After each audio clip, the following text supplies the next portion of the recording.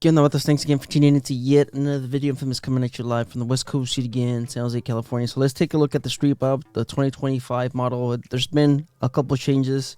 Of course, the price went up again. This was at 17 or 16,999. Now it's priced at 17,199. So it went up by $200. Not a huge increase. Of course, the major increase was a couple years ago. It went up by like $3,000.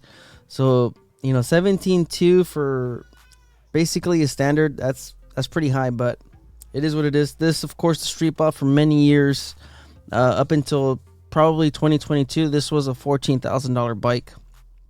But anyways, of course, inflation and everything else, they've made some changes. You guys can see just off of looking at it, it looks a little bit more like a standard, mainly because, of course, the tank badging, it's really minimal. For many years, the Street Bob had a pretty good-looking tank badging. If you were to ask me, I liked it. A lot of people didn't like it. It was, it was a hit or miss for some folks. But, of course, I think I prefer the other tank badging. But it is what it is. You could always, of course, debadge this. It'd be a lot easier than debadging the Street Bob tank badging. They've also added a few wheel options because a lot of people, they don't really dig the mag wheels. I'm not a huge fan of these, but it's nice that you don't have to deal with, of course, the tube and all this other stuff. But you could always go back with the classic, the laced wheels. I think the laced wheels look better on the Street Bob, quite honestly. I just like them. I prefer these over the other ones. But these are pretty nice. I'm not sure if these are tubed, or I don't know if these are tubeless. I don't know. But for some reason, they have this as a chrome trim. Not entirely sure because I guess because of the engine, the powertrain, but everything else is blacked out. We're talking the struts, the forks, the bars, everything else is blacked out except for the powertrain, which is chrome trim. I guess it is what it is. You also have the primary cover that's also chrome, so it's got a hint of the standard. But I really like the option that they've added with the laced or the mag wheels. You could, decide on which one you want to go with.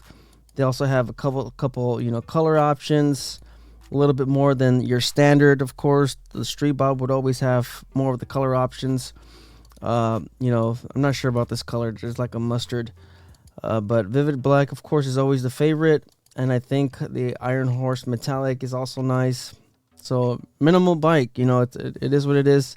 $17,000. It's pricey for what it is, but of course they've updated the engine. The engine displacement, you're now rocking a 117. It's not a high output like you do get with the Lowrider S and the Lowrider ST, but it's a 117 for the $200 price increase.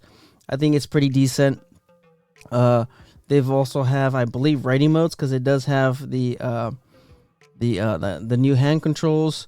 So I'm guessing riding modes is equipped to this as a standard. You do have, of course, the smaller fuel tank, the 3.5 gallon tank, but it's a bar hopper. All right, it's a bobber. It's supposed to have minimal everything. All right, it's a bobber. It's supposed to be minimal. Like I said, it's got the new exhaust. I wonder if they're doing this exhaust for all the Softails, a 2-in-1 on everything. So just to kind of keep the cost of production low. So let's see the new Milwaukee 8 117, of course. There it is. You also have, for some reason, there something about the rear suspension. I don't know if they've changed something about it, but I'm pretty sure this is still the same seat height. You also have the intake, classic styling with that intake. Let's see. Yeah, it does have the ride modes. You see the S for sport. So the new controls. I'm not a huge fan of the new controls, but it is what it is. You also have the fast charging USB-C charging. So it looks like all the Softails in 2025 got the updated fast charger. And of course, here's some images, some promo stuff. Looks pretty neat. Let's look at the performance. We could look at 120 foot-pounds of torque at 98 horsepower. Now let's look at the performance of the high output. You guys can see the difference. So you have 128 foot-pounds of torque. You have an extra 8 foot-pounds of torque on the Lowrider ST, and you have an extra, what is that, 16 horsepower? 114 horsepower on the 2025 high output 117. On the 117 on the Street Bob, it's got a 98 horsepower. So there is a significant change between the 117 and the 117 high output, which is, you know, about 10%. You know, trying to squeeze out 14 or 16 additional horsepower out of this, you're looking at, you know, probably a cam. A stage 1 will get you maybe the 8, 9, 10 foot-pounds of torque. It really depends on the tune. So there's a number of different things for you to do. I would say an exhaust and the tune, you might get 128 foot-pounds of torque, but to squeeze out 14 additional horsepower or 16 additional horsepower out of the powertrain, you're looking at a stage 2. So let's look at the radiator safety enhancements. Looks like they're including everything. Wow. So for an extra $200 compared to last year, you're also getting RDRS. I wonder if RDRS is included in all the Softails now, but you're getting it. Of course, the ABS, which wasn't standard for a long time on the Street Bob. You also have traction control. You have torque slip control.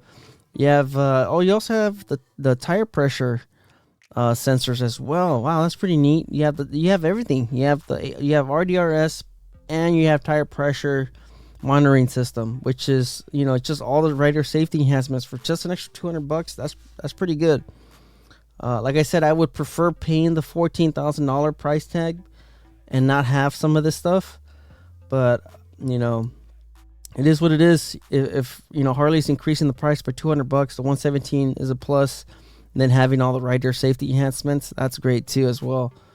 Like I mentioned, I believe this does have riding modes. There it is right there, riding modes. So that's also included. So I mean, like I said, the price on the Street Bob was already high. All right, and they increased it, you know, further than that. So the 117 ride modes and the rider assists, I said that's a pretty good deal with the $200 that they increased the bike. And I really like that they brought back the laced wheels as well, so you have that option.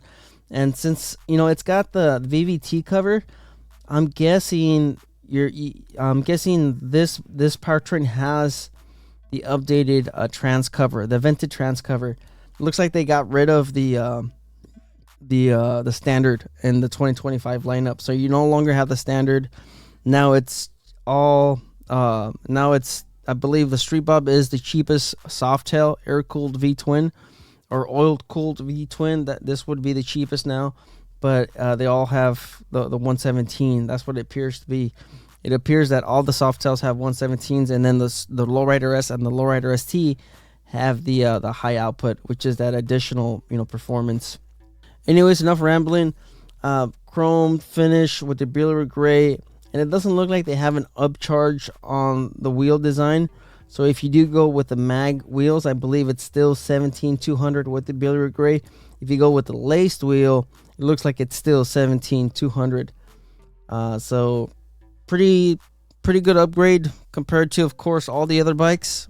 You know, the Road King got a huge price increase, and they didn't give you anything. The touring models, they also got a price increase, and they didn't give you anything, you know, compared to the 2024. At least with the Street Bob, you're getting the 117. You're getting, of course, the riding modes. You're getting the ride safety enhancements, ABS, traction control. You know, all of that good stuff. And you also have the tire monitoring system on this as well. Tire pressure system on this as well. So it's pretty neat. You guys can let me know in the comments, what do you guys think about these changes? I really like the Street Bob. It's a minimal bike. I like how the bike feels, how it handles. I like the angle of the bars. I really enjoy riding this bike. So it's pretty neat seeing what they did with it. I really like that they brought back the lace wheels at no extra cost. And then of course you have 3 additional options other than Vivid Black. So thanks for tuning in. Thanks for watching. Life's a Risk. Get out there and ride. Later.